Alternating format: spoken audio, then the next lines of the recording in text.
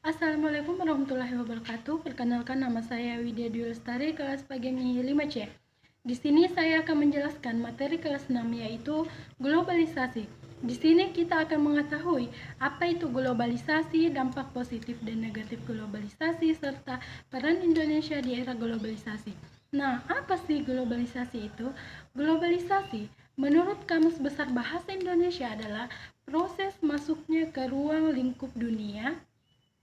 Globalisasi merupakan proses penggabungan secara internasional yang terjadi karena berbagai sebab, misalnya pertukaran pikiran, suatu barang atau produk, hingga berbagai aspek kebudayaan.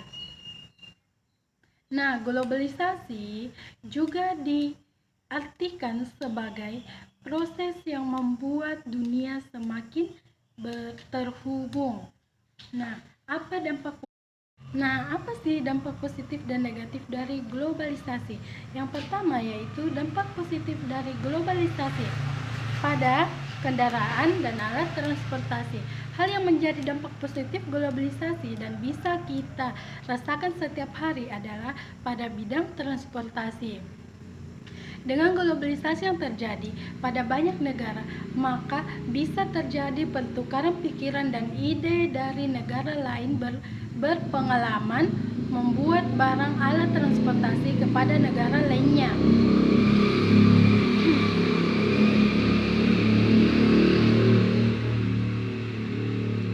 Hasil negara lain jadi memiliki pengetahuan untuk membuat alat transportasi yang canggih seperti negara lain. Nah, yang kedua yaitu pada bidang perdagangan. Globalisasi juga berdampak pada perdagangan dan tingkat ekonomi pada suatu negara. Contohnya, ada pernah lihat benda yang hanya di luar negeri tapi tidak ada di Indonesia, contohnya seperti makanan. Nah, karena globalisasi, maka makanan atau barang tersebut yang sebelumnya tidak ada di negara kita bisa tersedia di negara kita karena adanya globalisasi. Hal ini disebabkan karena kedua negara itu sudah menjalin kerjasama sebagai bentuk globalisasi. Nah, yang kedua yaitu dampak negatif dari globalisasi. Dampak negatif globalisasi di bidang ekonomi. Salah satu dampak negatif globalisasi adalah ketidakamanan kerja masyarakat di negara maju. Ini karena banyak pekerja pabrik dialihkan ke negara-negara berkembang. Pekerja membuat barang tertentu seperti elektronik banyak dilakukan di negara berkembang karena upahnya lebih rendah, sehingga sebagian masyarakat di negara maju sulit untuk mendapatkan pekerjaan. Barang buatan negara berkembang dan negara maju juga bersaing satu sama lain. Misalnya, barang yang dibuat di negara berkembang lebih terjangkau namun kualitasnya baik. Sehingga barang yang dibuat di negara berkembang juga harus menurunkan harga agar bisa mendapatkan konsumen. Pertumbuhan ekonomi dalam negeri bisa terpengaruh bila tidak direncanakan dengan baik.